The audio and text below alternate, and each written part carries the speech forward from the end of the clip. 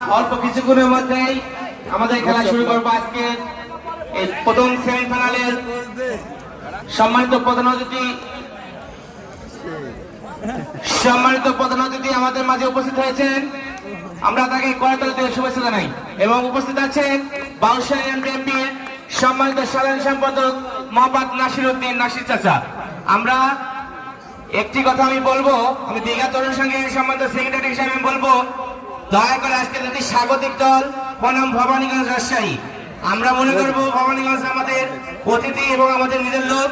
আমরা দীঘাবাসী কে উত্তেজিত হবেন না, রেফারি যে সিদ্ধান্ত নেয় আমরা সেই সিদ্ধান্তই স্বাগত জানাবো। কোনো প্লেয়ার খেলোয়াড় আলোচনা কোনো বিয়াদবি কেউ করবে না রেফারির সাথে। আমি এখন সম্মানিত সভাপতি এবং আজকের অনুষ্ঠানের এই খেলার প্রধান অতিথি অধ্যক্ষ মোহাম্মদ রেজাউল করিমকে, রেজাউল ভাইকে কিছু বলার জন্য সভাপতি বাউশিয়ান বিএনপি তাকে কিছু বলার। সম্মানিত উপস্থিতি, আসসালামু আলাইকুম। সময় স্বল্পতার কারণে তাকে সম্বোধন করছি না। আমরা একটা সালিশে ছিলাম, এই জন্য দেরি হয়ে গেছে, এই জন্য আমি ক্ষমা প্রার্থী, আমি দুঃখিত। দীঘা একটি কালচারাল জায়গা, দীঘা একটি খেলামুখী জায়গা। দীঘার মানুষ বিভিন্ন খেলাধুলার সঙ্গে জড়িত, আপনারা সবাই জানেন।